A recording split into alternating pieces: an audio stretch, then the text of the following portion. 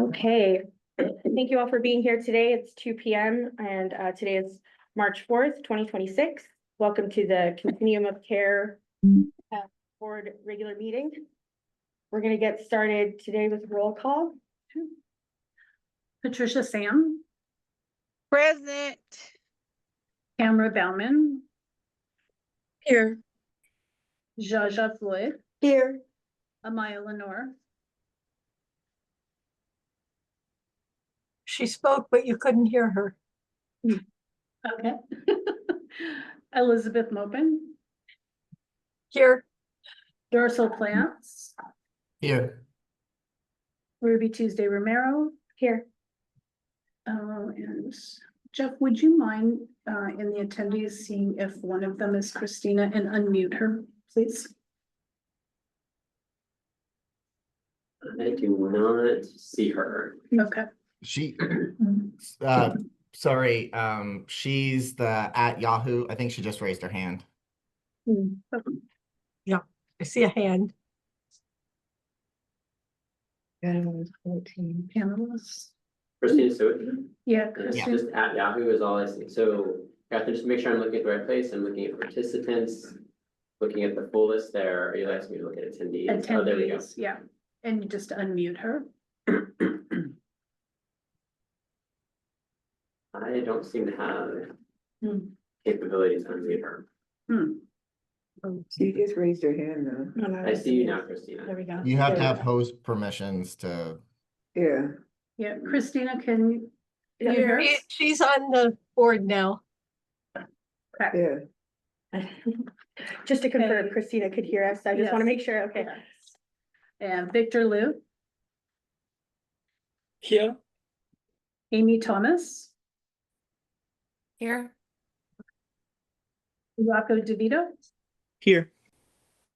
Jen Carl, Good afternoon, I'm here.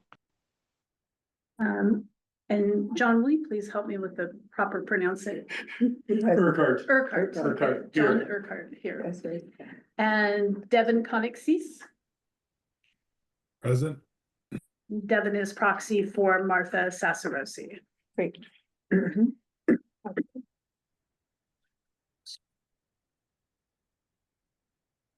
You have 14 members present.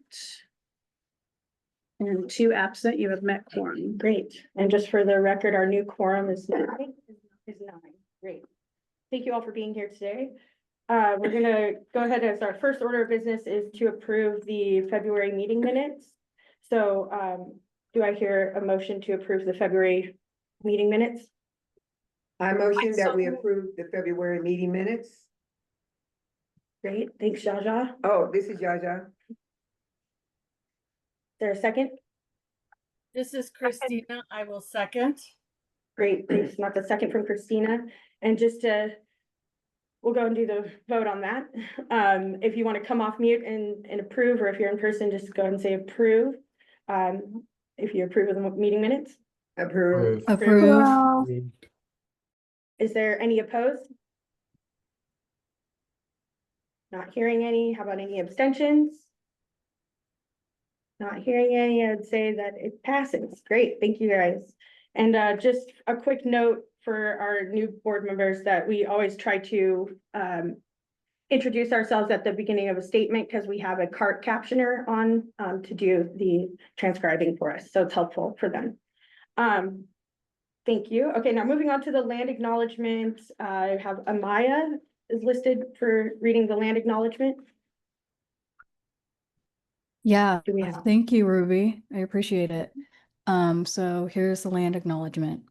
The King County Continuum of Care Board acknowledges that we work on the unceded traditional lands of the Coast Salish peoples, especially the First Peoples of Seattle, the Duwamish people, the original stewards of the land, past and present. We honor with gratitude the land itself and the Duwamish tribe.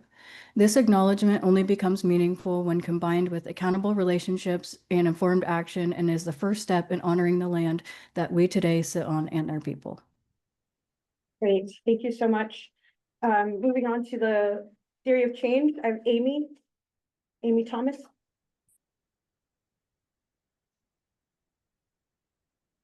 Thank you. Theory of change. If we create a homelessness response system that centers people with lived experience of homelessness, then we will be able to respond to needs and eliminate inequities in order to end homelessness for all. Great. Thank you. And really quick, before we hand it over to Dorsal for the public comment, I thought it might be nice to give a moment of silence. I've heard some board members reflect on losing some people to them closely, and myself as well. And I know a lot of other people are feeling, similar losses right now. So just wanted to offer a moment of silence.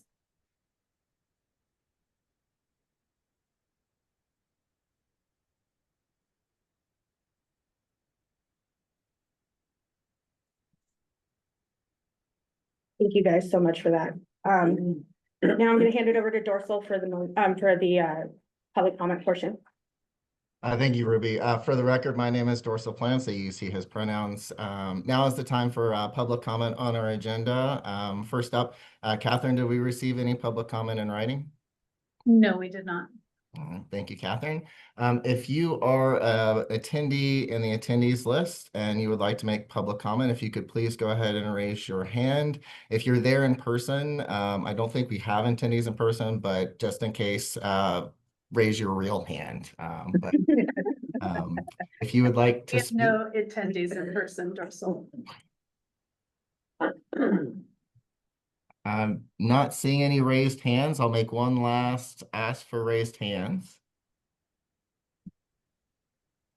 All right, we'll go ahead and close public comment. I do want to go ahead and say that the Q&A function is available so that if you're a member of the public, you can feel free to ask questions at any point, and we'll try to answer them either during the meeting or we'll do follow-up after that. Also, just want to put out a slight update for our own board members. We want you to feel free to go ahead and ask your questions during the presentations that we have today. If your question did not get answered during the presentation or we run out of time, please put your question in the Q&A function at the bottom of your screen. That way we have like a clear written record so that we can make sure that we follow up with it. One of your co-chairs has a head injury, so it's helpful to give me ways to remember things. So yeah, and I'll hand it back over to Ruby. Thank you. Thank you for that. We're going to move on to the next portion of our agenda, which is going to be a really exciting portion. It's a welcoming of our new board members. So as you know, we had a COC meeting recently where we heard from our candidates and we then selected those candidates. And so we have a few of them here today. One is an excused absence, so we'll be able to meet them the next meeting that they're attending. But I just wanted to give some time to the new board members so they can introduce themselves to anyone who maybe wasn't here for the convening. And since I'm looking right at him and he's in person, I'm gonna pick on you first. Oh, great. And it was Mr. Urquhart, right? Okay, John Urquhart, that's correct. cool. Nice to meet you, John. Go ahead, tell us a little bit about yourself and what brought you here. Yeah. Well, I've lived in Seattle virtually my whole life. I went to Ingram High School and then the University of Washington. Now currently live on the east side, so I've gotten away a little bit. Had a couple of different careers, business owner for a while, sold the business and went into law enforcement. And I was a police officer for 43 years, investigated everything for the King County Sheriff's Office. I've investigated everything from shoplifts to homicides. I was the King County Sheriff, elected King County Sheriff for 5 years, been retired for a few years. And I was recruited to apply for this position, which is I think probably how it happens, and was selected. So thank you very much. I'm glad to be here and very interested to see how all this is going to work out. Yes. Well, we're excited to have you here. Yeah, it's great to have new board members with fresh eyes. So moving to the next one, I believe is Jen, the next one I see on the list, Jen Carl. If you'd like to come and introduce yourself a bit. Awesome. Thank you so much. Yeah, my name is Jen Carl. I use she, her pronouns. I have a strangely similar background to Mr. Urquhart, just maybe a couple less years. I started in pre-medicine. I was going to go into neurosurgery, but I was at the University of Maryland when Freddie Gray occurred. So following Freddie Gray's murder, I switched into our legal system, was law enforcement at UMPD for a little bit, and then continued pursuing that route, ended up with a PhD in criminology, and now do public safety primarily on Capitol Hill within Seattle, but also statewide, kind of liaising between various public safety entities, working to kind of, I guess, make our legal system more trauma informed, ensure that all of our unhoused neighbors are given the same kind of, if the legal system had benefits right now, what those benefits would be. But try to ensure fairness across the board as best as we can. I will say it's an uphill battle for everybody right now, and our unhoused neighbors are especially forgotten in that. So similar background, but I do work for the GSBA, which is I believe the continent's largest LGBTQ plus and allied chamber of commerce. So really honing in on the business side of things. Wow. This is great to hear. I really love to hear the momentum that we can, that I foresee coming in the near future, right? That's great. Rocco, DeVito, please introduce yourself. Hello, my name is Rocco DeVito, he, him. I am a new member and currently a member of the city, council member for the city of Burien. A little about me, I come from a lot of volunteer background. I was Peace Corps volunteer and AmeriCorps volunteer. I've background in conservation and public administration. I worked in some startups here, but then most recently I've worked for King County Metro for the last 7 years. I work with businesses and organizations to help folks that work for them get around. Trying to help around multifamily housing, especially is my current project. Yeah, just excited to help. In Burien itself, I've been part of the community groups that have come together to help unhoused folks here. And so we started a weekly dinner at the transit center here. I've also helped out a little bit at our severe weather shelter. So got to know the community here and looking for ways to better help folks and want to learn about solutions and learn from everyone here. And so excited to be part of the board. Great. So nice to meet you guys. Thank you for your passion and your commitment to this this really important work that we're doing. I feel like, we're going to build really great relationships and I'm really looking forward to it. So thank you guys so much for being here today.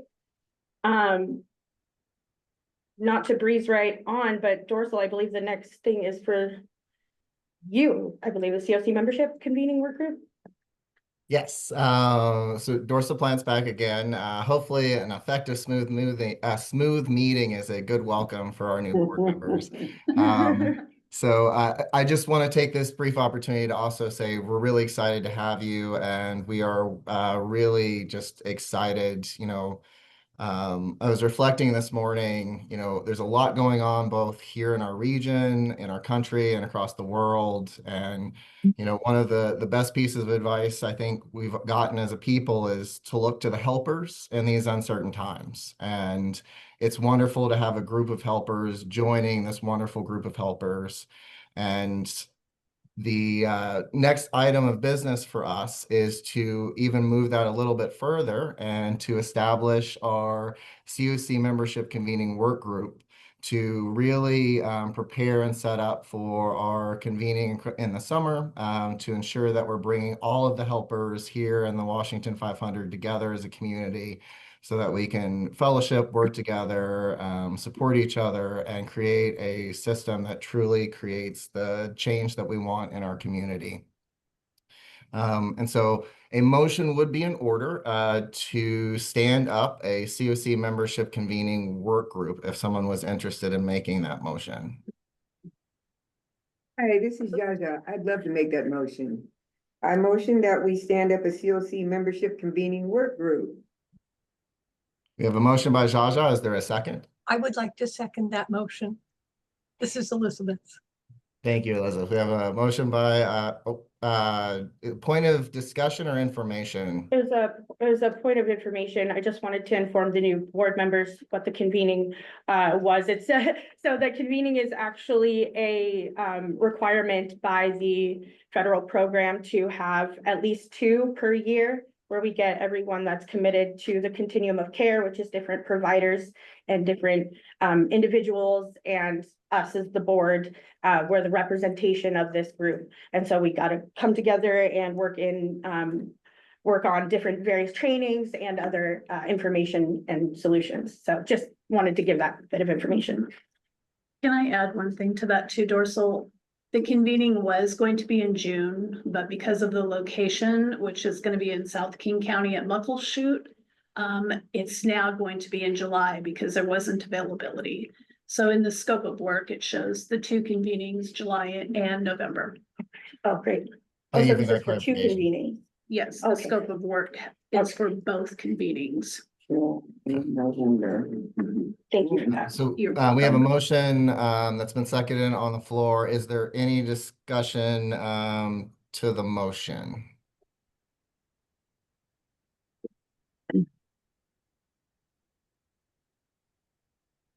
Okay. All right, we'll go ahead and we'll move, unless somebody's gonna stop me, I'm gonna move forward with a voice vote on this one. All right, no one's gonna stop me.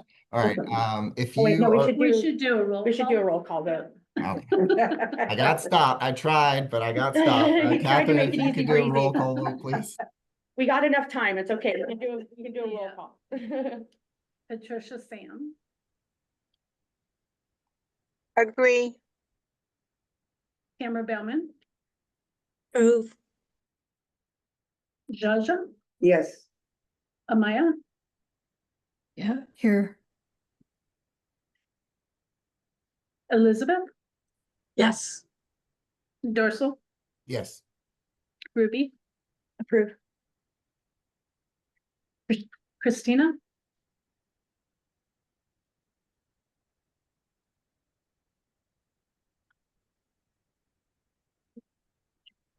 she might be in the shot.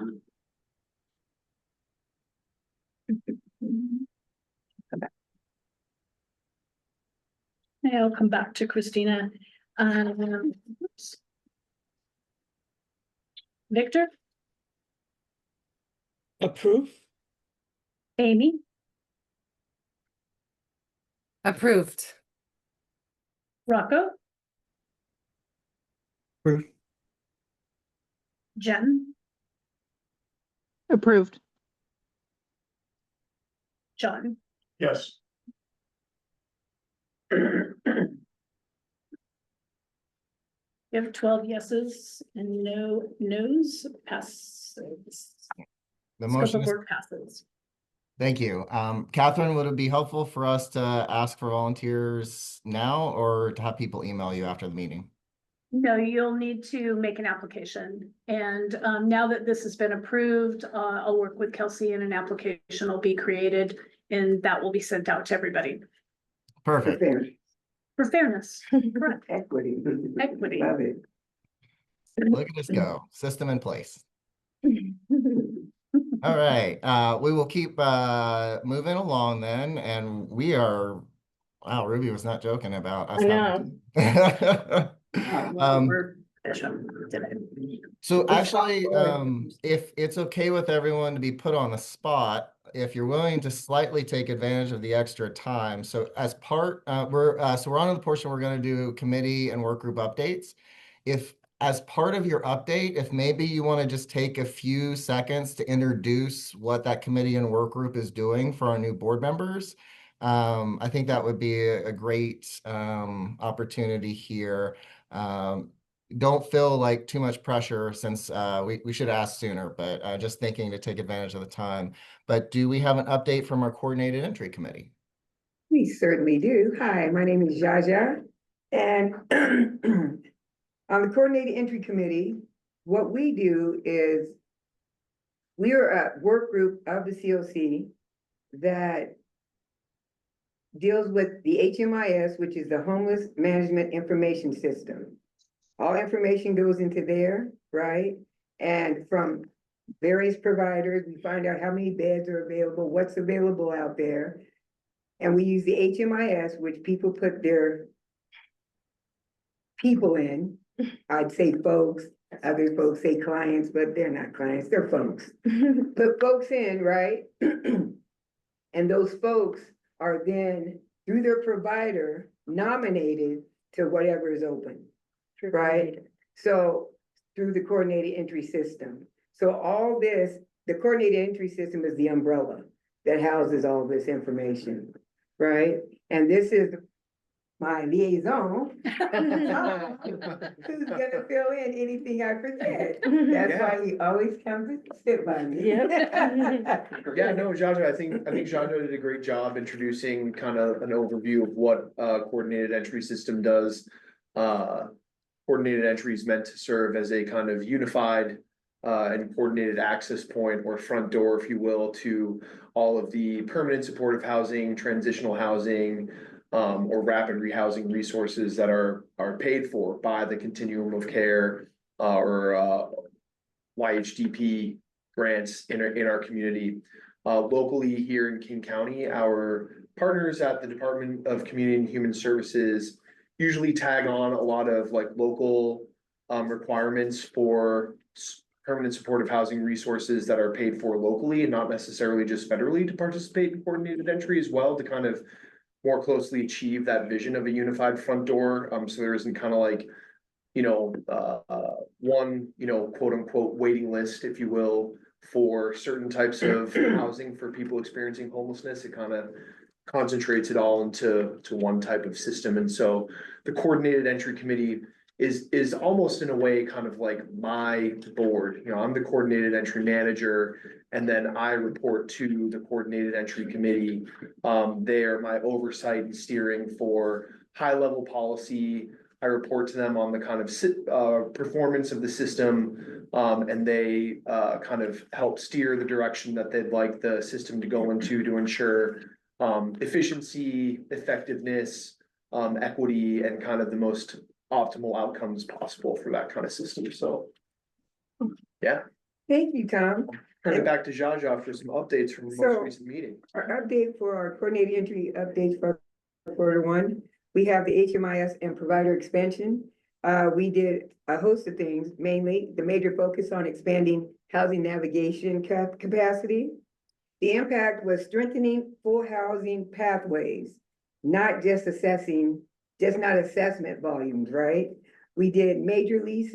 We talked about major lease milestones.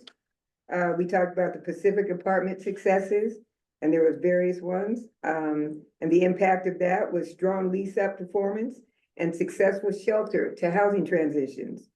We also shifted into coordinated entry operation shifts. The reason for that, why the change? Well, there was daily unit postings that did not seem practical for the providers or for the coordinated entry staff. It just was too much. It started, we thought that was great because there's more opportunity to nominate, and it just too much, right? So we changed. And how we changed is we had a goal, and we said we're gonna balance the speed of lease ups with accuracy, preparedness, and trauma-informed practice, okay? So our decision was to post cadence adjustments, right? In doing so, we had three options. The first option was like, instead of a daily thing, to do it twice with 24-hour nomination periods available and a window to do a unified office hours for sub-regional groups. So, everyone could get in there. They do a weekly case conferencing, and then they have Friday administration time.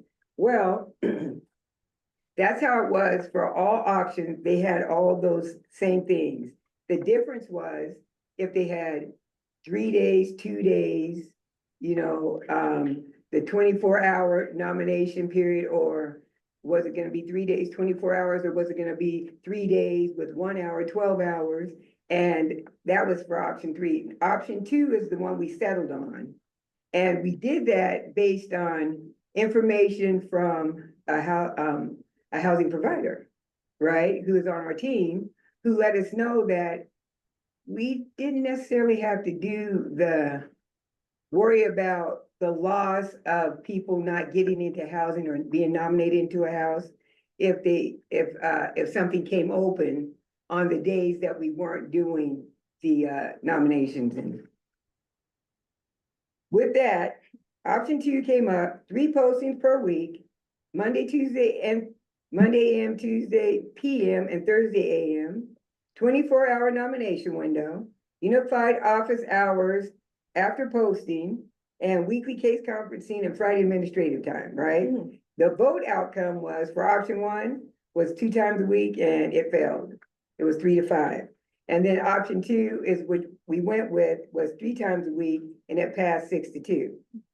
So the rationale is that we preserve lease up speed for housing providers, we reduce administrative churn, improve inventory reconciliation, strengthen quality control and client preparedness, and minimize referral errors and traumatization for our people. So there you go. There's our CEC update. Awesome. That's great. Any questions? Yeah, I have a quick question for you guys.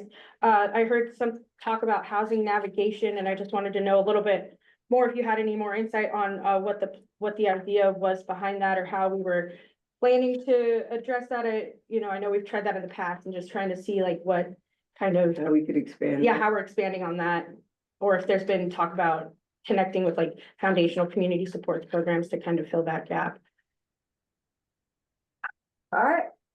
This is where I believe when Tom said everybody needs to be at the table, right? So to expand navigation of housing, people who have the housing and need to provide it need to come to the table and let us know. So then therefore we can utilize them. If you're not at the table, we don't know what there is available. I mean, we do in the HMIS, but it's better when people come together, because for myself, in person, is much more efficient, I would say, than it is on screen, though. I'm just saying, right?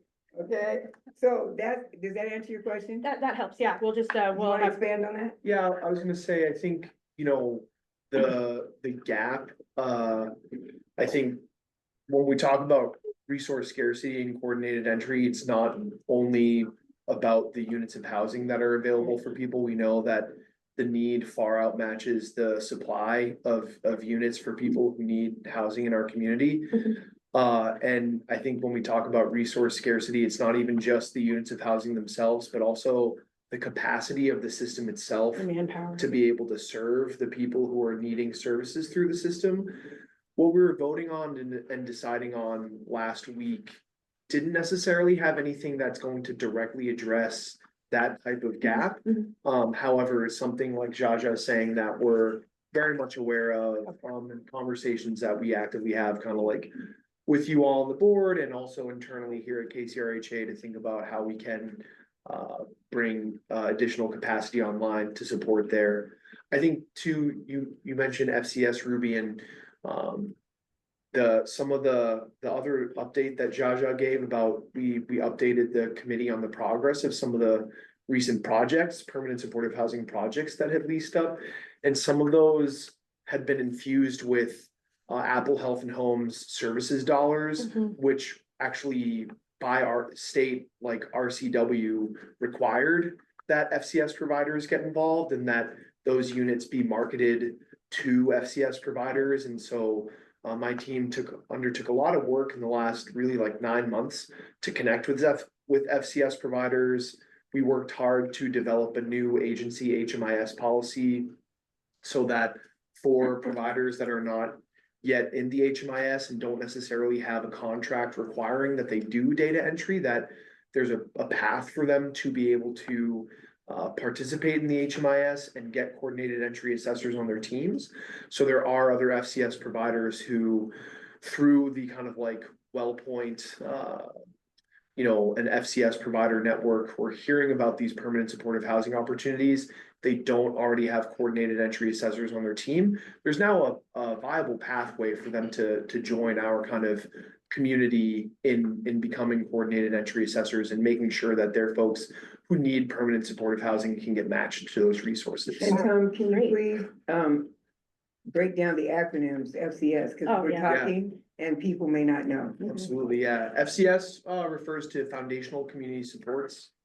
And then AHA is Apple Health and Homes. Yep, and the Foundational Community Supports Program, I believe, is a program through Medicaid that is attached to the person and not a location, which I think is a really useful bit. So I'm really happy to hear that there's been conversation and pathways being connected there. That's awesome. Thank you for that. Yeah. Is there any other questions? Yeah, any other questions? All right, just want to take a second to say, Jaja, that was an amazing update. Your team is doing some really great work over there. Thank you. Thank you. We'll move on to another one of our stellar teams, System Performance Committee. Do you all have an update for us? If Christina is isn't able to, I can. She's still here. I see her both in the meeting and muted, and as an attendee that's not a panelist. I suspect that causes confusion for Zoom. Christina, I'm gonna have Ruby provide the update, unless if you hear me and you're working on it and you want us to give you a second, put your hand up. In the meantime, I can give some information on what the System Performance Committee does. And so similar to what Jaja was speaking about, the HMIS system, which is the Homeless Management Information System, is where we do a lot of the data input and get a lot of the we do a lot of reports to HUD and everything like that. And so that's kind of where we central the data that goes there to HUD and also to help us better understand our population. And so the System Performance Committee handles how we're meeting those metrics that HUD establishes, and then also tries to look for local metrics that we can also establish to better serve our populations here. We deal with like the privacy and the safety of the information and data. And then yeah, so we do various data fun, really fun, intricate, like data nerd stuff, which some of us enjoy. And so we always meet on the third Wednesday, which I believe is the 18th this month. And so we meet from 2 to 4 p.m. And the public's always welcome. And the System Performance Committee, we had a pretty jam-packed, full meeting last month. I am suffering from amnesia and I should not have suggested that I do this, but I will actually. The meeting minutes are on the website. The meeting minutes are on the website and I should know them internally and I don't. I'm sorry. It's been a long month. There's been a lot going on. But the System Performance Committee always meets on that Wednesday, and anything that we're talking about right now is very much centered around the end of the year survey that we put out to the HMIS users to make sure that we're also developing our own work plan right now as well. We had a recap of the year. Right. Oh, the recap, the year recap is what we, thank you. Look at, man, everybody's coming out to help me today on this, and I really, really appreciate that. Takes a village, Ruby. It does take a village. So this is the, It's from February. oh, is this is not for, oh, here it is. I don't see the System Performance Committee per Those se. are your minutes from the February 18th meeting, or February 16th. Okay, great. Maybe more than helpful drop. No, it's okay. It's very helpful, but there's a lot on the paper, so I'm just gonna suggest that everybody go, the federal point, or the federal report, the point in time count, housing inventory count, and the system performance measures is what I was mentioning. We also just finished the point in time count, so that was really what we were doing the solidification of that. We're gonna get a report by the summer, I believe is what they said. And that was the best System Performance Committee update review that I've ever done. Sorry about that. Thank you, Ruby. I will say, I had the privilege of attending the February meeting for a little bit, and just want to shout out Christina, who's having the audio issues, but it was a very well-run meeting. Daniel as well. So we'll shift over, and I believe up next is our charter work group. If Point of order. yes, I wanted to, so I was trying to chat Christina both as an attendee or as a panelist, and neither of those are functioning as it. So I think that it's actually her connection into Zoom. So Christina, you might want to exit. I suspect that you joining both as an attendee and a panelist at the same time is probably causing some kind of an issue. Yeah, it's like two meetings, kind of, yeah. technology is still fun in 2026. Thank you, Jeff. And one of us will also text Christina that advice in case like she can't hear currently. All right, do we have a charter work group update? Victor, I'm looking at you.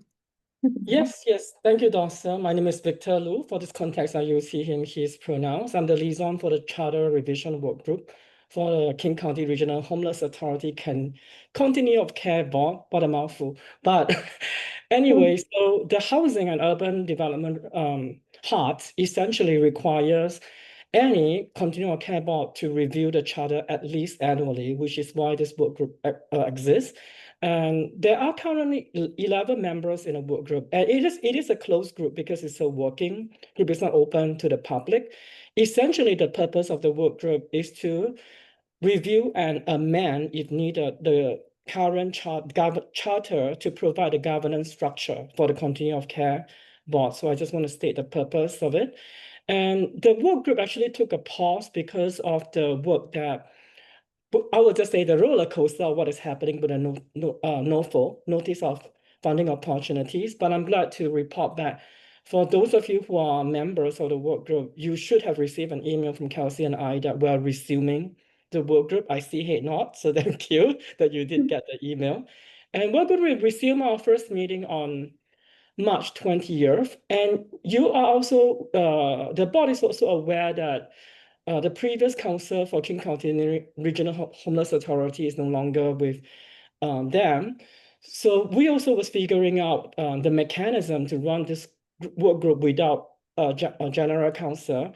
So I'm pleased to let the board know. Members should also have already received an email, but I'm pleased to let the board know that we have access to technical assistance from Housing and Urban Development. So we are working with this consultant. Her name is Shante White. She's based in Phoenix, working for a research firm and consulting firm known as About Global. She comes with many, many years of expertise doing policy work. Definitely can guide the work group to finish the charter. The goal at this time is to complete the review process by May this year. And then, of course, we will then have a special convening meeting so the general membership and the board can vote on it. And prior to that, as like every year that I had done it, it will be presented to the board first. And so that's a very quick version. But we are meeting at 1 p.m. on March 20th this month. And it will be a virtual meeting instead of a hybrid because the consultant that we have access for technical assistance is based in Phoenix. We just don't have the budget to fly her here. Yeah. Awesome. Thank you, Victor, and really great work. And I should have mentioned at the beginning for our new board members as well, there are a couple of committees and work groups that we suspended or we paused because there was a lot going on, response to the NOFO. We also wanted to bring you on with a lot of attention and focus. And so you'll hear a little bit more about that at the retreat and as we start to kind of reactivate some of the work groups and committees. And thankful to Victor and Kelsey, who can't be with us today, for getting that one restarted. Last but certainly not least, selfishly speaking, I'll turn it over to Ruby for the co-chair meeting update. Yeah, thanks. I promise I have a good update for this one. I was present for all these meetings. I apologize for that last one. Basically, so the, COC board has co-chairs and we plan our agenda. We offer space for board members to attend that meeting as well on Mondays. It's usually a half an hour, and then the one following this board meeting is an hour to give extended time for discussion if needed. Sometimes they don't happen if we finish the agenda or we don't have anything on our agenda to talk about. But it's on Mondays from 3 to 3:30, or in the case of next week, 3 to 4. And if you're interested in attending those, reach out to Catherine and she can make sure that you're added to the invite. Other than that, board members that are, you should have that email. And if you don't, please reach out and we'll make sure that you get that. I believe there was a miscommunication about links this Monday, but it was actually that we had canceled the meeting for this Monday. So just for the record. And we try to make sure everybody is aware of that before it happens. But yeah, so what we do is we plan our agenda, figure out who's going to read the land acknowledgement and theory of change for our meetings. We have discussions surrounding the topics of the agenda so we can better understand what we need to communicate to the public. And so my only updates is that, as we know, we've been maneuvering the notice of funding opportunity roller coaster, as we've been calling it. I like that terminology.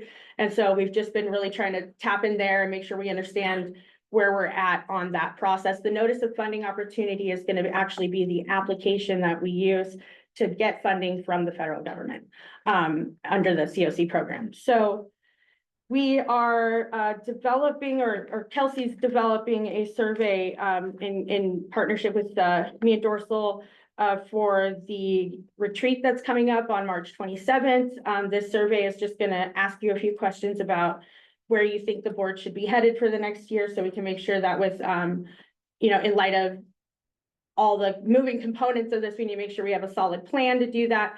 We like to have that done in January, February, but we're at March right now, so we're excited to get it finished. And it's all in good faith of the NOFO. It's what we've been really hanging in the wings of this decision. So, but yeah, that's going to be on March 27th, like I said, at the Douglas Truth Center. And please check your emails for any updates on that, as well as any links and information on location for that as well. And the survey, we will make sure we tell you when it comes out, but it would be very helpful to have that done beforehand, so we can synthesize all the information and get it structured to have a really good conversation together in person. So the next meeting for the co-chairs agenda planning meeting is going to be this Monday at 3 p.m. and we'll see you there. Oh, but we can't reach quorum. Yeah, so we need to make sure that it's one less than 9, is that right? Wow, we can have a party on Monday now. Wow, I'm so excited that we got a bunch of board members. So anyway, anybody that, sometimes we have to ask people to step back if we get more than quorum. And so I'm excited to be a little bit more lenient on that, I'm sure so is the staff. No, I'm just kidding. We appreciate the participation though and the guidance, and can't do it without our board members. So thank you. Always fun to be disinvited. Right, yeah. I never like being the person to say, hey, man, but You gotta go. yeah, but sometimes you gotta go. It's just legal stuff when it comes to the Public Meetings Act. So, yep. It is a procedural, not personal thing. Yes, procedural, not personal. I like that. And I think Jeff, you wanted to give it a Point of information, Jeff Sims, Chief Program Officer, KCRJ. I'd like to give an update on the court case. Yes. The National Alliance versus Turner. So, to make sure everyone, including those watching from the public, are tracking, there are multiple court cases, usually referred to as one brought by the National Alliance to End Homelessness. Though King County is also part of a local jurisdiction court case for the same content, preventing HUD from moving forward with the funding competition that they sought to do in December. I could easily get all of you confused if I talked about which fiscal year we're talking about. Let's just say the one that would take many projects that are currently active and many more projects that renew beginning between July and December of this year, and seeks to reshuffle how the priorities for those funds are used and impose other terms and conditions. The court has issued an injunction before issuing its final ruling that is preventing HUD from proceeding with that funding opportunity, or NOFO is the acronym. On Monday, HUD sought, after Congress made its appropriations for the year, to have the court dissolve that injunction. That was not accepted. But on Monday, HUD appealed to the First Circuit Court of Appeals that the injunction continues. We're expecting by March 9th a statement from the appeals court to see if the injunction is kept in place, put on hold, or anything along those lines. So that's very substantial for us. If HUD was permitted to move forward, they have stated what their actions would do is by April 1st, they would seek to put forward that funding announcement, to make award announcements by June 1st. So that an agency that right now is planning to renew in July 1 might have to go through a competition and dramatically change what it's doing all the way through December. That puts about $54 million worth of contracts potentially at risk if we saw that injunction dissolved. So that's an important thing for us all to track. If you hear something like that in your news clips that you're tracking, that could have profound impact. If something like that occurred, we also could likely need to ask this board to be convening very rapidly for us to potentially like go through some of the procedural steps around an application. Yeah. Thank you. Is there any other way we could, oh, my name is Jaja. Is there any other way we could support? Like, is there like a bill, you know, because I'm all into the bill thing. No. No, this is all a court case at this point. I suppose you can file briefs. I don't know. Well, that's not my lane. Nor mine. Right. So I can't speak to that. Okay, so. Yeah. But no, this is all legal proceedings at this Okay. stage. Yeah. Thanks, Jeff. Yeah, and just I feel like, because I like to talk about the policy side of stuff a little bit, and we got a little bit of time on our clock there. What we did for the NOFO this year, for the new board members that are coming on, was so what we do is, this application has been kind of a yearly thing. However, in this previous application year cycle, they did a 2-year cycle. To eliminate some of the administrative burden that a lot of the collaborative applicants and other COCs, KCRHA is our collaborative applicant with the COC. That's gonna get a little, we're not gonna get into the weeds, I promise. And so what HUD is trying to do is like basically stop that grant year cycle, like that cycle, and like reimpose different expectations.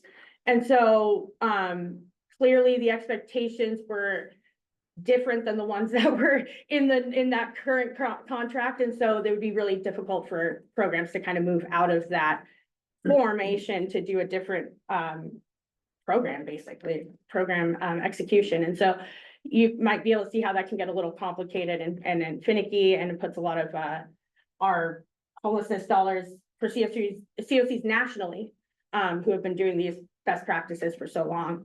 So that's kind of where we're at right now, which is what we've been talking about with the NOFO roller coaster. So yeah, thanks for giving that context as well. Yeah. John Urquhart with a question. What jurisdiction was a lawsuit filed in? Was it Rhode Island or Connecticut? Can somebody remember? It's a really tiny state on the East Coast. Back east. Yes. That was, there was some intentionality in that being the case. I want to say it was Rhode Island, and I believe some of the intentionality there is that Rhode Island's Continuum of Care collaborator might have even merged. I think that there's some impact of that. I don't actually understand the nuances there, but numerous legal minds determined that was the most appropriate and best venue to make that. Thank you. All right. Tom Regan, with the point of information, Google has told me that it was in fact Rhode Island. Nice. Thank you, Google. Thank you, Tom. Appreciate that. And if you're looking for the court case, it's pretty easy it's like the #1 thing that anybody. We can send out a link to the Catherine, if we can send a link out to like the court cases and part of the minutes, that'd be great. Thank you for the update. I'm very looking forward to going back to the only court cases I'm watching are on Law and Order. Thank you all for the committee reports and updates. We are still ahead of schedule, which is always a good thing. So we will go ahead and we'll move into our break. The break is 2:50. people are pointing at a bunch of Nope, screens. that's all me. I apologize. You're good. Go ahead. The break is something we do for our new board members to allow the card captioner an opportunity to catch up and catch their breath. And so it's a pretty standard thing on our agenda. So we'll go ahead and go into our 5-minute break. I have it as 2:51 p.m. If we could have everyone back at 2:56 p.m. And if you could turn your camera on just so that we know that you're back from break. We'll see you in 5 minutes. Thank you.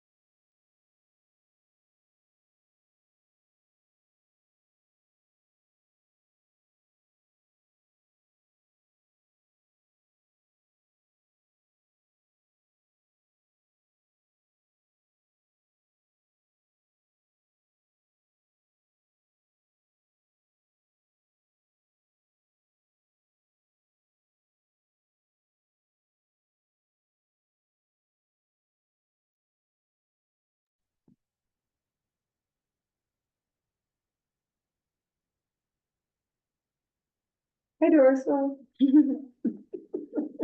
I don't need to It's see like my a dog. face on the huge big screen to start us back. I am showing it as 2:56 p.m. If you could turn your camera on or just give a virtual wave or some indicator to let us know that you are back. There it is. Yeah, if we could get the camera off of my face, please. We're trying, it's not letting us. Owl loves you. The owl loves you. There we go.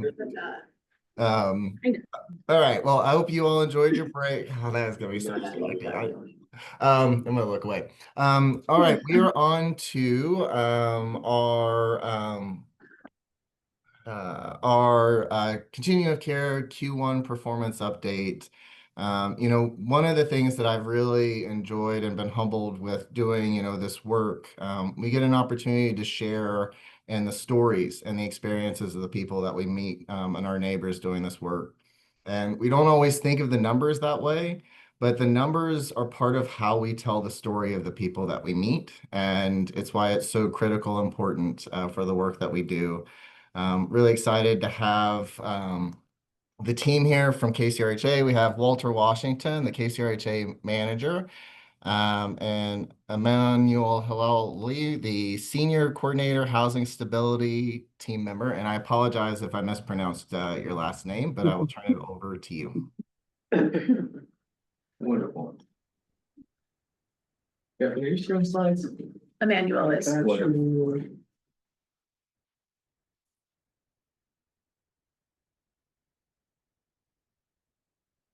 We can see them, yes. Perfect. Let's get to slide 3. Thank you also for the introduction. I appreciate being here with my esteemed colleague Emmanuel. And to go through our goals, we'll just start there. And I'll do our finance component, and then Emmanuel's gonna kind of lean into the data. So we have 4 goals for this presentation, and we hope we can tackle each one of them. Number 1, to review the full COC portfolio of Seattle-King County. Number 2, total people served by the COC programs. Number 3, overall performance based on key system performance metrics. And then finally, look at the performance based on program types. What you're seeing now is the funding breakdown of our entire COC funding. There is a note at the bottom there. The planning grant is not included in the program funding. As you can see, we're leaning very heavily into our permanent supported housing work. $42 million is not insignificant. You all know that it's not the total inventory that exists in King County. That's what's coming through our COC funding. I'll pause here for a second.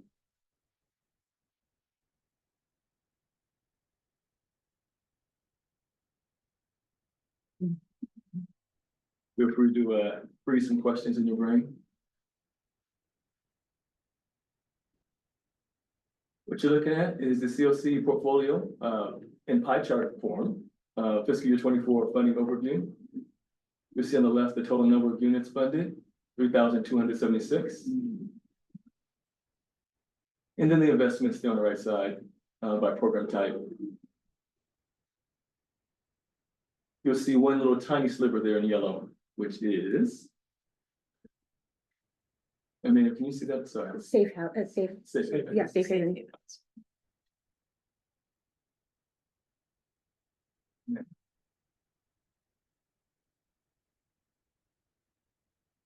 These are the total households served unduplicated in calendar year 2025. 4,561.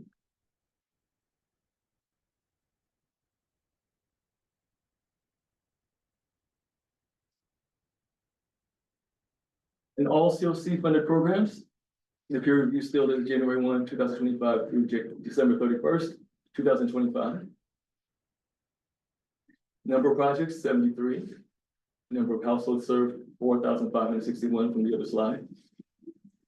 Exit rate to permanent housing, 89%. And our 6-month return rate is just 2.5%.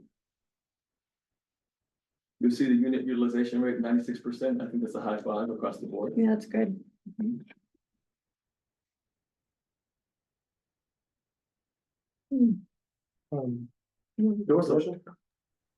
Yeah, sorry, I have two questions. One just on this slide. So I see it's a 6-month return rate for the unit utilization. Is that within just the year reporting period?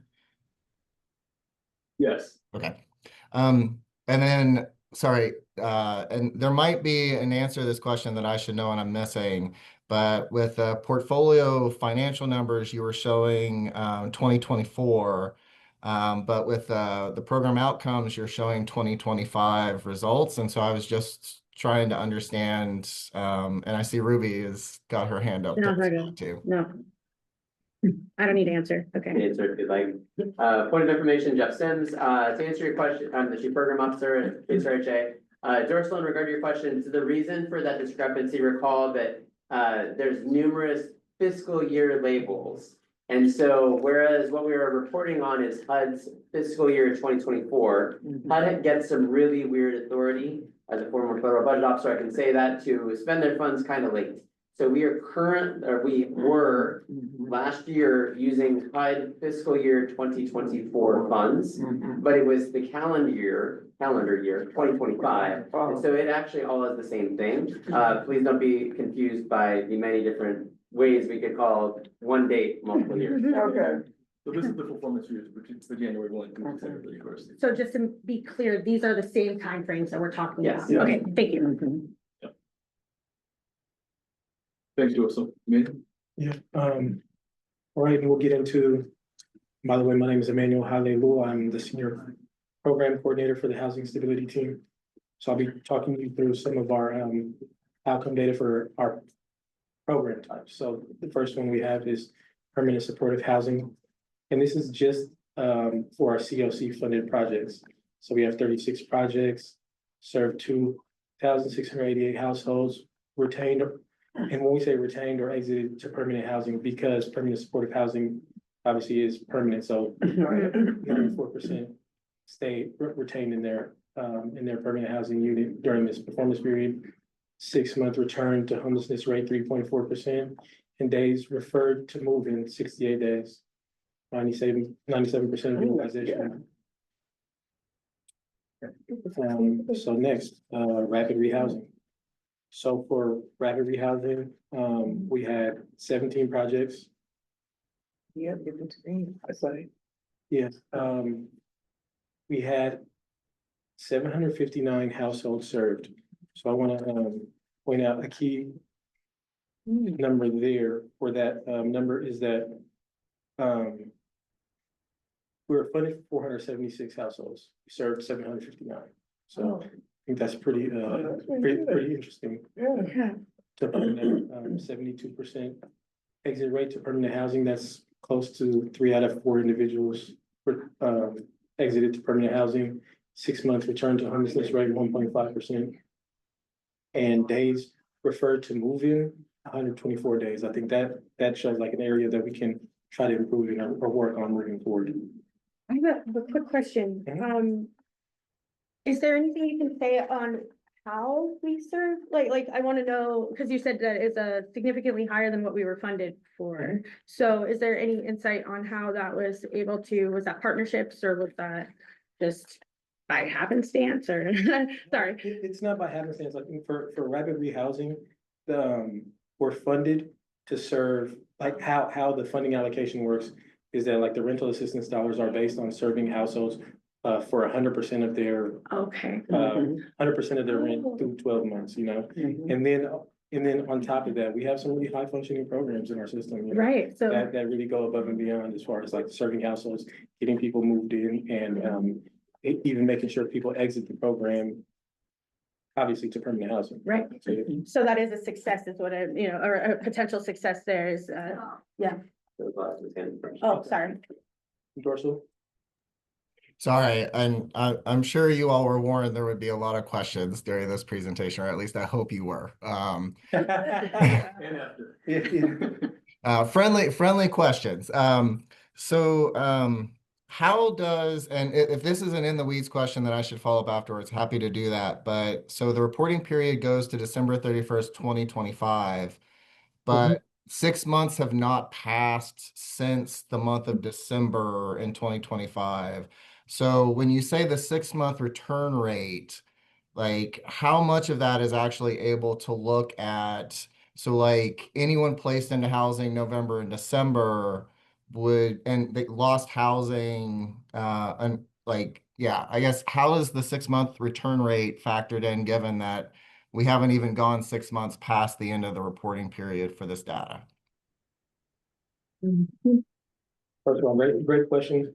I think we can pass it to Janelle from our data team. Actually, it's Ben, Ben? That's Ben. Okay. Hi, Ben, I'm with KCRHA, researching data. I know most of you on the board. For those of you that I don't know, that's just a really quick intro. To the question, let's see. So the 6 month return rate actually refers to people who have exited the homeless response system 6 months ago, and have they reappeared since. So you can calculate that for December because you're only considering people who would have exited 6 months prior to December. Does that make sense? Yeah, thank you. Okay, great. I was to follow up on following up on your question with Jeff Sims, Chief Program Officer. The over enrollment that we're able to achieve, there's also a degree, and this is why we're looking at needing to update our rapid rehousing guidelines. So to Emmanuel's point, there's a degree of funding of a certain period of time, but our model for how you serve households provides 1 month of full rental subsidy and rapidly semesters that off. And there's questions about that being a best practice, the stability that households can achieve. Also, we have agencies now that are rather far into the number of years they've had their projects, and so we have some things that are out of sync with others. That's why we're looking at updating those guidelines to better address that, and also ensure that what we're doing there is not only serving a large number of households, but also ensuring that we get that exits to permanent housing up, and that return rate, not only for over 6 months, but 12 and 24 months, continue to push that down. There's areas that we can, keep improving even on what paper already pretty good. Yeah. And we're trying to make sure we're focusing on that. Yeah, and we've been in conversation about that transition on those, so it's exciting to kind of see. I mean, maybe those haven't been implemented yet, but it's been definitely exciting to see that that's one of our goals, and also the program itself seems to be functioning pretty well, and so that's good to know. I have people that I know that go through the system, and so they're satisfied with the rapid rehousing so far, so it's great. Sorry, that was a little tangent there. And just as a point of reference, we have an NA for unit utilization because rapid rehousing is a tenant-based program and it's not a site-based program. So that's why we have an NA there. To the next program type, we have transitional housing. And again, I'd like to point out number of projects, 11 projects, 626 households served. It's about 57 on average households per project, but 81% exit rate to permanent housing. So like 4 out of 5 people are exiting to permanent housing, which is big for transitional housing. And then also to mention that for our transitional housing programs, we are funded for 314 households. So we close to double that number as far as households served. 6 month return rate, once again, very low, 1.5%, and unit utilization, 84%. So we're close to capacity with a little bit of room for improvement. So yeah. Any questions about transitional housing? Sorry, I promise. It's my understanding that the transitional housing unit utilization rate needs to be at 90%. Is that, I know you acknowledge there's room for improvement, but like that, doesn't it need to be at 90%? Are you asking what the performance standards are for the performance commitments? Yeah. For unit utilization rate? I believe it's 85. I'm confirming that, but that's my memory as well. Yeah, I think it's either 85 or, yeah, I think it's 85 or 90. I just don't have. We'll confirm it. I believe it's 85 as well. I think we're 1 percentage point short. Yeah. But we'll definitely confirm that for you, Dorsal. And I'd be curious to hear like, oh, go ahead. It was 85, It's yeah. confirmed at 85%. I'd be curious to hear kind of plans to kind of make up that percentage point. Yeah. And this is Jeff Sims, Chief Program Officer. I think that there's a couple of things to think about. Remember that 85% is what we are imposing contract by contract. So that means, so you're gonna have some degree there. You could occasionally, I don't know if this is relevant exactly for a transitional housing project. Certainly there's other projects we have that are like 6 or 8 units. So if you have 2 that are missing, it looks like, oh my goodness, you're at 40%. But actually what's going on is 1 or 2 beds are open and that happens and then gets filled. So when you aggregate that at a system level, 84% is pretty close. Maybe Ben, you can answer if you're able to talk about our system performance measures as we report them to HUD and how they would evaluate that. We are looking at a variety, especially Emmanuel's going to get to a little bit from now, some really excellent work that's happened around our domestic violence providers and increasing usage there. And I think that there is similarly some focus we can have on youth serving projects that we're trying to really squeeze out every unit in those spaces. And those are active conversations in terms of making sure that agencies are getting the right technical assistance support, things like that, to do that. So all of that, I think, would add up to improving to a higher unit utilization rate. And are all actions that are happening there. And I see Ben came on screen, might be able to speak to some of the SPMs that we report to HUD and how they would see 84%. Yeah, I think if anything, they would come back and just ask for an explanation. But in general, we understand that the reporting on any utilization metric is more accurate as a trend than as a single point estimate. And a lot of that has to do with data quality issues around, are we getting up-to-date inventory reporting? Are all changes to inventory being reported accurately across the system? So it's not a completely fraught measure. It's just, it's one that I think is understood up and down as being difficult to precisely measure. And that's why I say unit utilization especially is more interesting as a trend than as a single point. For example, if you saw this continue to dip and dip and dip, then we can start talking about interventions. It's very difficult to sort of talk about plans around just a single point like this. Does that make sense? Yeah, it makes sense. I think one of the things that would be interesting for us to think about, though, is because we're only getting these snapshots, like at the COC board level, like it would be difficult for us to actually see that trend long term.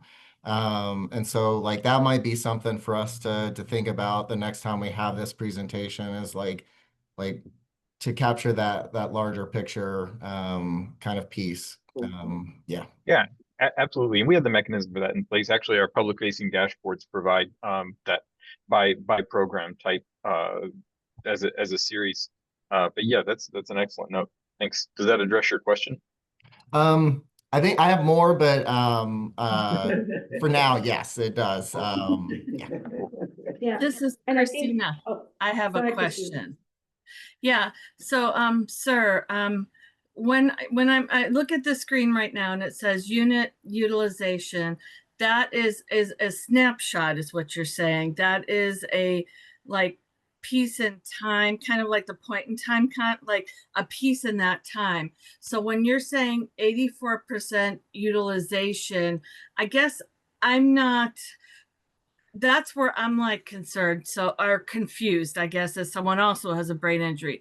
So when it says 84% utilization, so that just means I'm just going to say there's 11 projects. I'm going to say 11 buildings. 84% of them were used during the year, and then 16% were not used. Is that how I look at that kind of number for unit utilization? Or is it like in January, there could be 100% unit utilization, and then March, it could be 20%. You know what I mean? The numbers go up and down, and then you're averaging the 12 months and you're coming up with the 84%. Yep. Yes, That's correct. where I'm confused. Yeah. That is correct. And to address an earlier point, just to clarify, when we talk about unit utilization, we talk about utilization in two ways. And one is by unit, one is by bed. Clearly here we're talking about units. And what this would represent is it's sort of an aggregate view of however many units for a given program. And we measure this by the month. So say they had 20 units available and 18 groups, households use those units. So 18 of 20 would be your rate for that month. And then like you're saying, what we would do is we would average those rates over the 12-month period. And that's how we get to this 84% figure. But it is true, as you observed, that there's a lot of fluctuation over that period. And a lot of that has to do with what we talked about earlier, which is sometimes inability to stay abreast of all the small changes to inventory, and sometimes issues of data quality. In a large system, you know, there's a number of things that can impact that. And as a follow-up to that point, I would like to add the fact that we talked about this being aggregate data, right? For these programs, this is aggregated across different population subgroups, right? So we have transitional housing programs for youth and young adults, or for families, or for single adults, or individuals fleeing domestic violence. So we're aggregating data across different subpopulations that have completely different barriers to entry into programs or operating procedures within programs. So I just wanted to put that out there to understand how this is just high level aggregate data and doesn't get into the. Yeah, and I think if I remember correctly, the program type might have a different utilization rate than the whole program as a whole. So meaning like, you know, the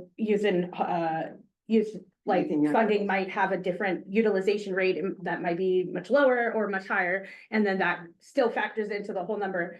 And then I also wanted to just touch on the idea that what we're doing with the system performance measures, and correct me if I'm wrong, Ben, but is like, we actually want to be measuring them against our own, like ourselves. So like it might be 84 here, like the utilization could be 84% on this particular report, but if it was 83 for this particular report last year, that would actually show an increase in our system. And that's really what my understanding of the system performance measures is to do. We're not necessarily in the question of like, what would HUD say if we didn't get it to 85? It's more like, well, they would look at the 83 and we moved to 84%. And I'm hoping that kind of, so maybe there's another advocacy point for, you know, seeing the whole system from years prior, even maybe that'd be nice to, I don't know, anyway.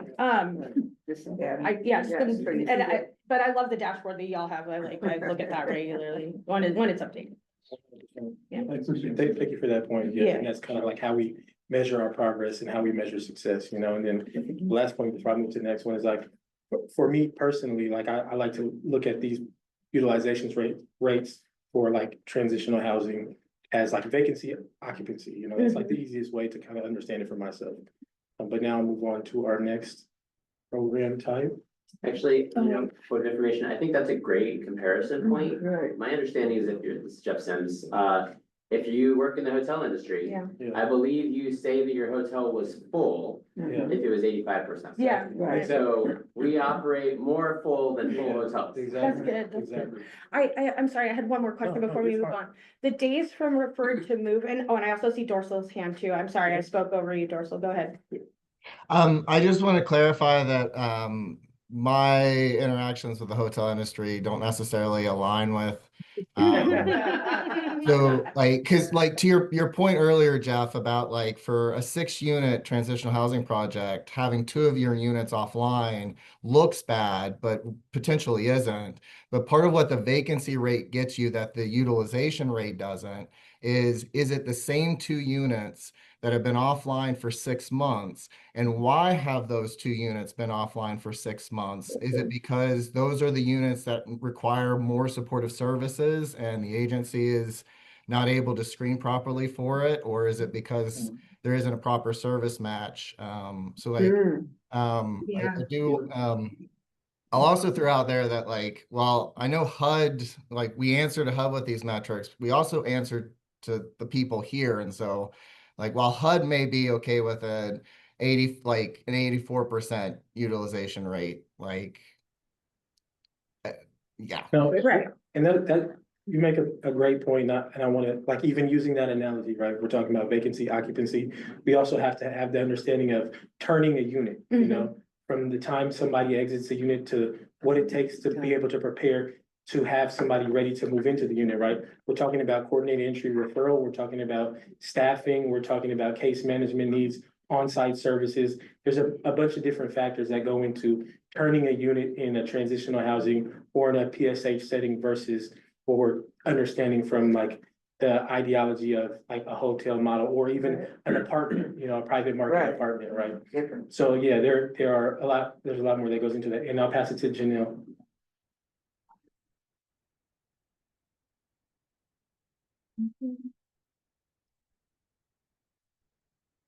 No, if you're talking, can't Yeah. hear you. Maybe she's not able to be on, she has to be unmuted. She's in the attendee stage. Oh, Yeah, oh, one she has to be second. There we go. So, Okay, now you should be able to speak. Yes, thanks for pointing that out. This is Janelle Rothfolk, she, her, Senior Director of Research and Data. The utilization rate is definitely not a turnover rate. That's something that our team, along with Jeff's team and the System Performance Committee, is working on to upgrade our system to be able to do more of that analysis, that unit by unit analysis, which would be something that we're hoping to be able to bring to this committee later this year. Thanks. Thank you, Janelle. Oh, the nuances, right? Oh, the nuances. Sorry, the question that I did was just around the days from referred to move-in. It says NA there, and I was just curious if that is, if there's a reason behind that, or if I'm just, if I didn't, yeah, what the reasoning behind the NA is there. For sure, I'll pass that along to our data team, either Ben or Janelle. Sure, yeah, there isn't a move-in date for transitional programs. So that's, yeah, in the system, similar to a shelter. Great, okay, thank you. So it's just a data point that we're not, yeah, okay, awesome, thank you. All right, our next program type is our safe haven programs. We have only 2 safe haven projects with 69 households served, 84% exit rate to permanent housing, and a 6-month return rate of 0%. Unit utilization 94%.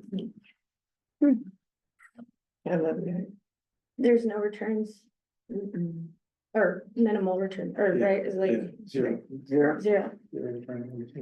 Is that just based off of, sorry, this is Ruby, I always forget to introduce myself, I always say that, but is that is like that because of the intensity of the programs, or like, do we know? So I can speak generally to the way our safe haven program operates.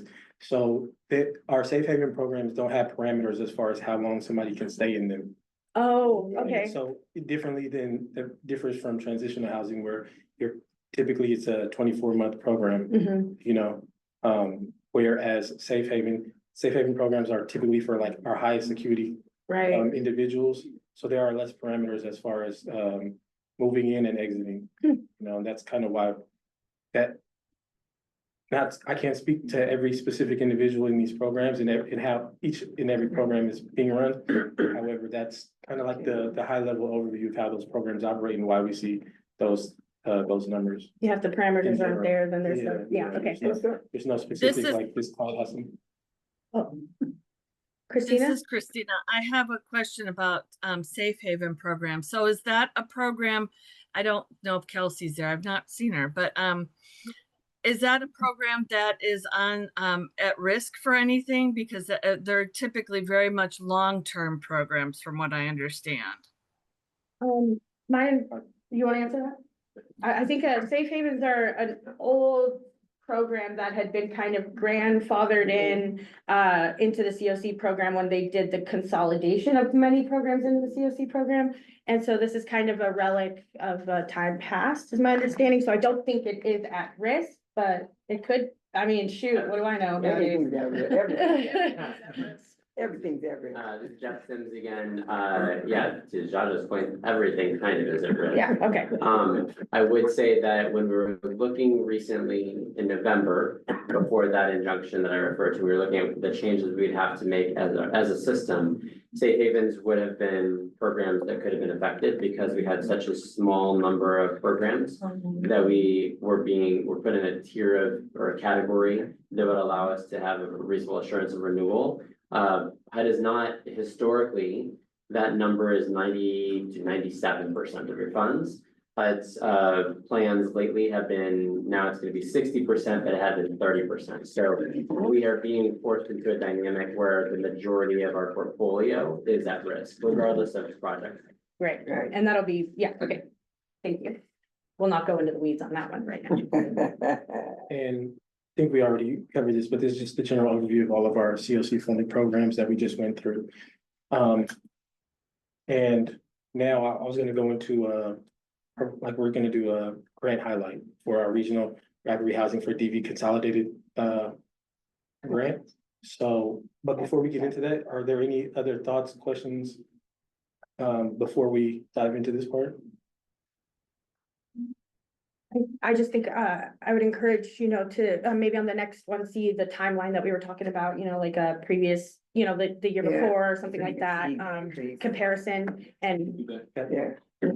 That's on the way right now. Oh, even So- better, so for this- okay. And that's part of why we wanted to highlight specific program type, to kind of give you a spotlight into what it looks like to serve a specific population with a specific program type, and some of the work we've done in the past year in our contract monitoring work. So Ask these- and you shall receive then, right? 100%. All right, let's go. So there's 3 providers we have in our DV consolidated grant, which are LifeWire, New Beginnings, and YWCA.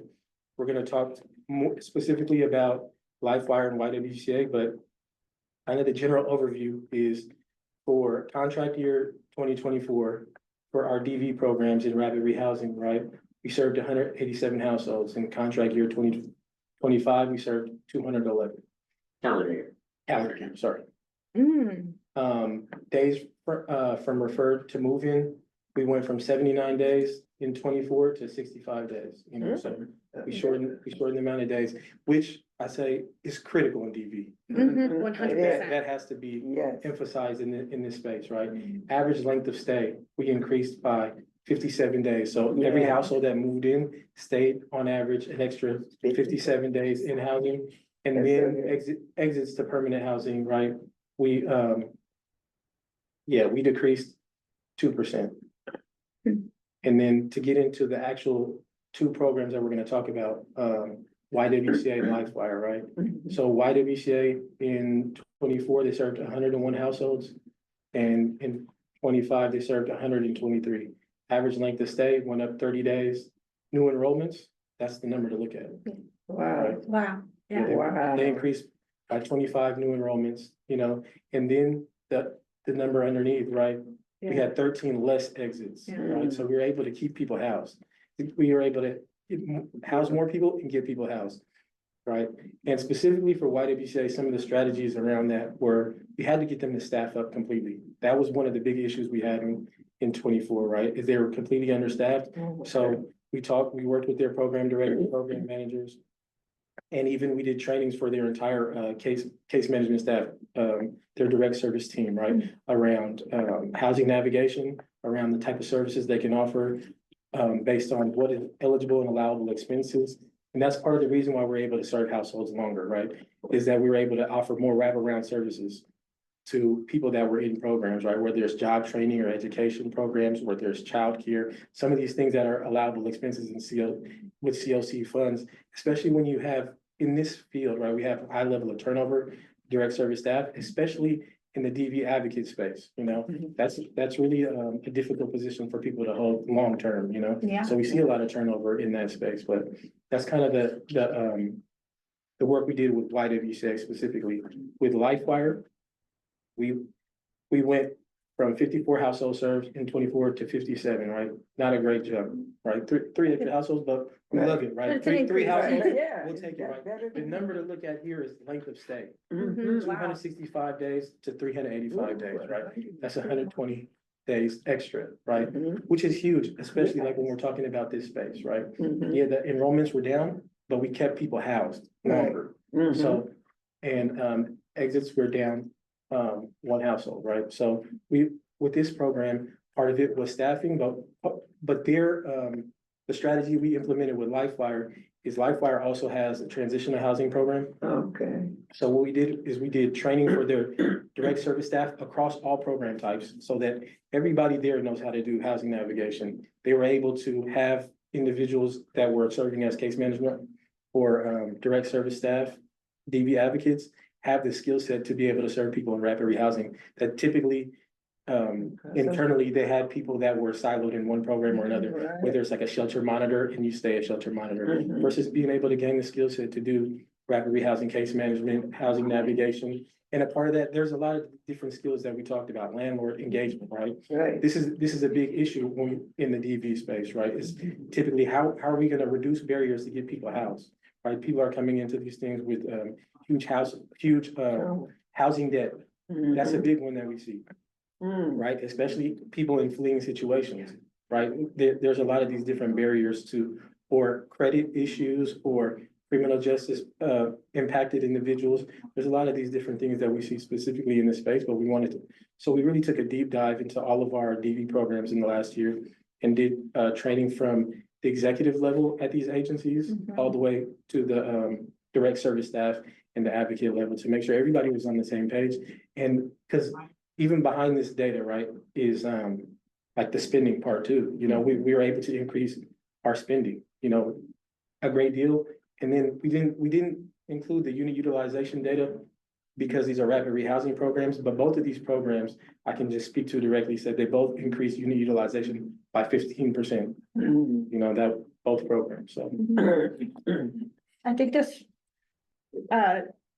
Dorsal, I see your hand. Go ahead and ask your question. I just had a statement, so go ahead. You can go ahead and make your statement first.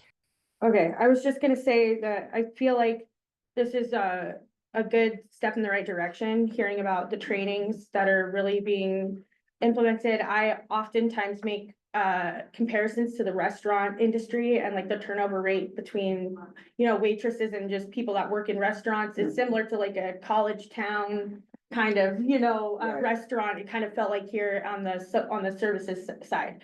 And so to hear that we're training people and making them feel more prepared to stay and do their like the appropriate style of services, right, is really encouraging. And I think that it shows that in the household exits being decreased, and the length of stay as someone that, you know, has fled domestic violence, like being able to stabilize and have the freedom to stabilize, right? And nothing really there's no impending doom is what I'm trying to say. And so I just wanted to say that I'm really happy that you guys are working with these organizations to help better the system. So thank you. Definitely. Yeah, Dorsal, go ahead. Yeah, thank you. And let me start by saying, you know, one, apparently panelists can't put in Q&A, so I'm not actually able to put questions there. So we'll figure that out after the fact. So I haven't been able to be good. But I appreciate the explanation, and it sounds like there is some really great work behind the scenes. But these are pretty stark numbers. Just being transparent, I identify both as a survivor of domestic violence, and I have been a service provider in Seattle, King County in a DV program. And I guess there were 3 DV programs like referenced, and I almost feel like there's a little bit of a Goldilocks situation where I see one set of numbers for 25 that are they're really strong and they make sense, and one set of numbers for 25 that you know, as you've acknowledged, there's some need to figure out and to work on. I guess, where's the third provider, like in the spectrum of great numbers and figuring out numbers? Why aren't they part of the presentation? And I apologize if I missed that. And I think I'd be curious to understand, like, the timeframe that you have working with LifeWire and kind of making sure that we build in like, you know, an update to the board as well at the end of that timeframe to see kind of the change in numbers. Because I hear you about, I would be curious if part of the reason why there are so few new enrollments is because the length of stay has increased so exponentially. Yeah.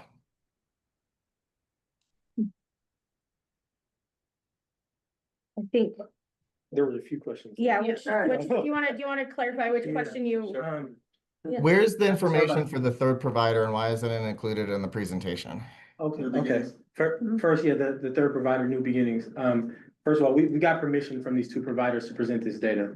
You know, yeah, we're not gonna present data from an agency unless we have permission to present their data, you know, so. Yeah, well, Because like the it's domestic. specific, Exactly, yeah, exactly. I think when it's all together rather Yeah, than. it's aggregate data, Yeah. 100%. Yeah, and so that's the reason for that specifically. But yeah, we can give a follow-up and an update, you know, in the next space if that's what you prefer. I've worked with these providers for the past year. I've been their contract monitor since the end of 2024 through where we're at right now. So I'm currently their contract monitor for these projects.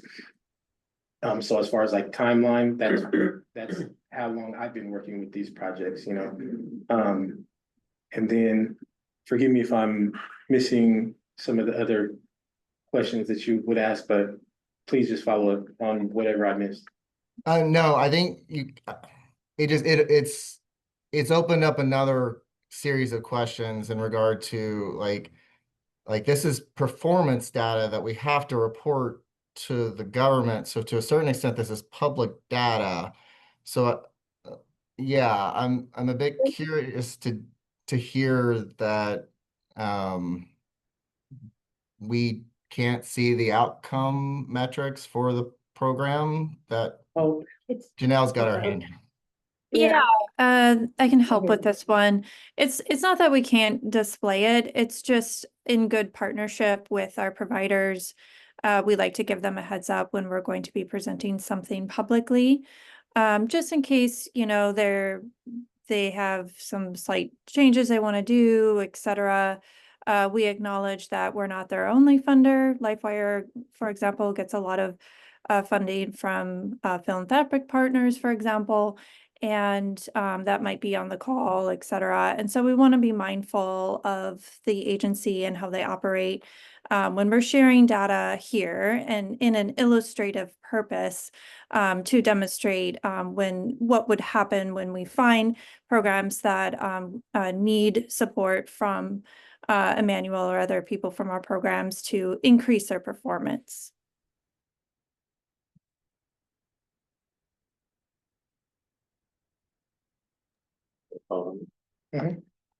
This is Jeff Sims, to further emphasize Janelle's point, that this is doing something differential and unique and way of calling them out. If you are interested, you could go right now to our website, and if you went to system performance metrics, you narrow down by rapid rehousing agencies. It's too far in for me to count, but it's one of the bullets, the little bubbles, it's right about in the middle, and that'll tell you exactly the data that you're looking for if you want to look at New Beginnings. So it is feasible, exactly to your point, Dorsal. A lot of this is public information for every one of our agencies. But we are, as Janelle said, we wouldn't want to be a bad partner and putting a particular spotlight or treating an agency differently without their permission.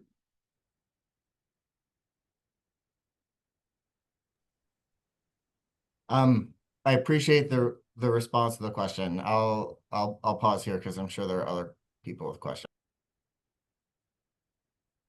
I just wanted to make one more point too, when we're talking about these agencies and these providers, like this data represents a lot of amazing hard work from people in our community that are really doing the hardest work possible every day, you know. So I don't want to blow past that point or lose emphasis on the fact that this data represents like DV advocates that are really out there in real time doing some of the most critical work in our system, you know, and that's part of the reason why we wanted to highlight this work as well, is to shine a light on some of these amazing advocates that we see in our system. I think a lot of times when we talk about aggregate data, we lose that perspective, right, of people making progress, moving out of homelessness, you know, the individuals that are fleeing DV and finding ways to restart and reshape their lives, as well as the advocates that are supporting them in our system, you know, and I really want to make sure that we can emphasize this. Yes, this is us presenting data, right?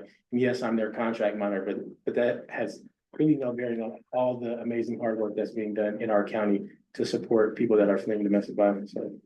So This is Go for it, Christina.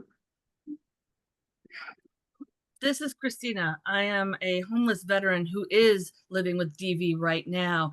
And I can honestly say I'm attending a support group of one of the many providers in our community.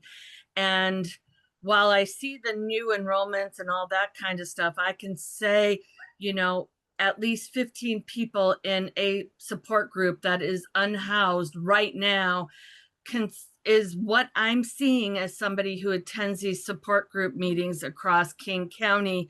I see new enrollments, but what does this say about the people who are waiting for services? Like, I see new enrollments. How many people are waiting to get into services? That I'm not seeing. I see, you know, length of stay, exit and stuff like this. And I'm wondering about that because what I'm seeing on the ground doesn't reflect in the data provided, just in this provided data.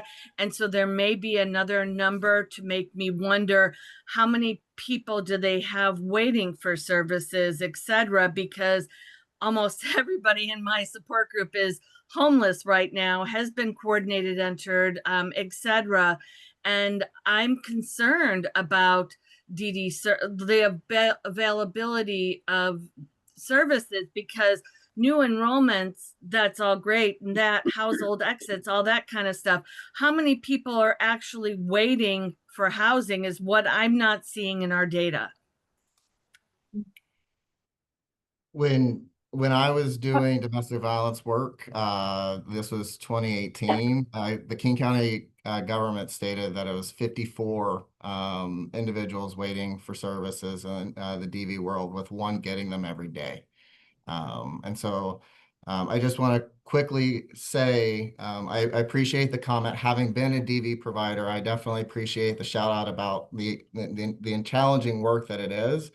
But much like with some other things, wanting to improve things is something that can come from a place of love, hope, and support, and not negativity. And so just want to throw out there that questioning and seeking improvement isn't necessarily a statement that it's not acknowledging the hard work. Janelle, I see your hand up.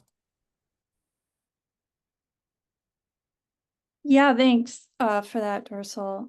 For sure, I agree with you. I wanted to help with Christina's question. Right now, that front end piece for the DV system is coordinated through the Coalition on Ending Gender-Based Violence. They maintain the access into these different rapid rehousing programs. We are working very closely with the coalition on some better information sharing as allowed. As you know, a lot of these are comparable database organizations to be able to help to redesign that system a little bit with the hopes to make it more equitable and more efficient. That's ongoing work with Daniel and the programs team here and the coalition. So hopefully be able to get that also something implemented this year. Thank you. You wanted to follow up on something a minute ago? I lost my thread. That's all right. I was just gonna thread us back into the time of the meeting is at 3:45, and so I think we still have a few slides to go, correct? One down. Yeah. Yeah, okay. I just want to make sure that Yeah, we're, we're at the thank you slide. okay. Oh, we are. Well, that was the best slide right there. Sorry, I thought I was making space for some, so is there more conversation to be had then? And What questions, guys?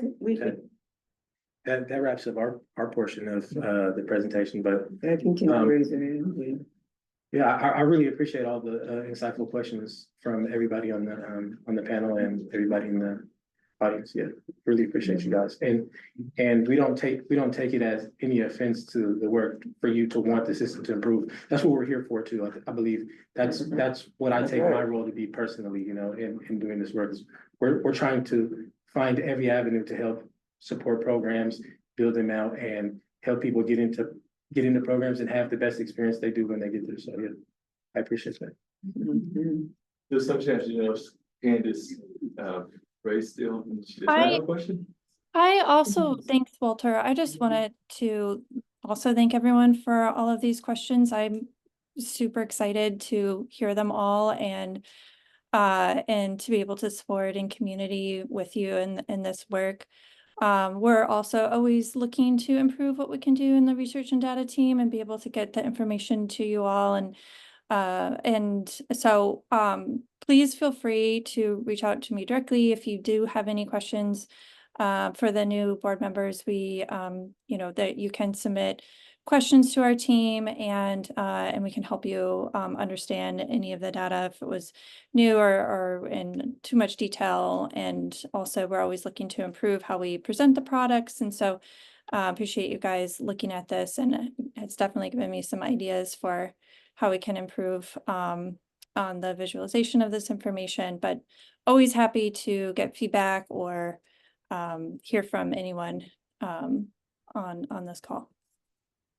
Yeah, and if you're not sure who to contact, you can always reach out to myself or Dorsal or Catherine. We also have the email coc.questions@kcrha.gov, and then that'll also .org. I always do that literally all the time. I don't know how many emails I haven't gotten because of that. The long and the short of it is coc.questions@kcrha.org. And then we can better move those questions to the right place. And yeah, thank you for that presentation today. Is there any last thoughts? Is it the word question on coc.questions? Yes, the word question. Thank Yes. you. Mhm. You can always email me. Or you can just so there's probably a lot going on in this meeting today, and I hope that the board members that are just coming on with us feel sufficiently confused. Awesome, good. There's been a lot of acronyms, and you know, there's a tons of resources, and it'll just take time to kind of, you know, feel free to ask those questions. As you saw, we like to engage in good conversation and understanding. This so is I think Amy. I'm Hey, gonna Amy, chime what's in, up? Ruby. Hi. I just want to relate to what she just said.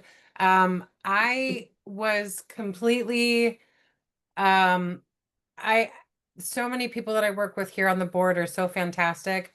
But you could tell that they had a history with working with the KCRHA and that kind of thing. So I came in very, very new and very green and was a little bit overwhelmed. So again, those of you who hung through your first meeting, congratulations, you got your wings. I keep coming back because I love it and I love the work, but it took me a minute to catch up, and they're really great about answering questions. So I just second what Ruby said. Ruby, thank you for letting me interrupt. Pardon me. Oh, by all means, anytime. That's why you're here. And so we thank you guys so much for the feedback and the work today. You also accomplished your first vote and everything, so that's a big meeting for everybody. And we'll keep you all updated on the federal situation as it unfolds when it comes to the ruling from our Supreme Court or what have you, the Court of Appeals and all that jazz. And our next meeting is going to be on the 1st of April, and I'm not joking you, it is on the 1st of April. Don't eat any Oreos I bring. And he doesn't know. Toothpaste. You put toothpaste instead of the cream. It's nice and easy. April 1st, 2026 from 2 to 4 p.m. If you want to be in person, you can come here to the office and we'd love to have you. Otherwise, I don't think we have anything else. I motion to adjourn. Wow. there a second? I second that, Jaja. This is Amy. Thanks, Amy. All right, there's a motion to adjourn in a second, so I think we're done. Thank you. What a Thank you. robust and fabulous meeting. Bye.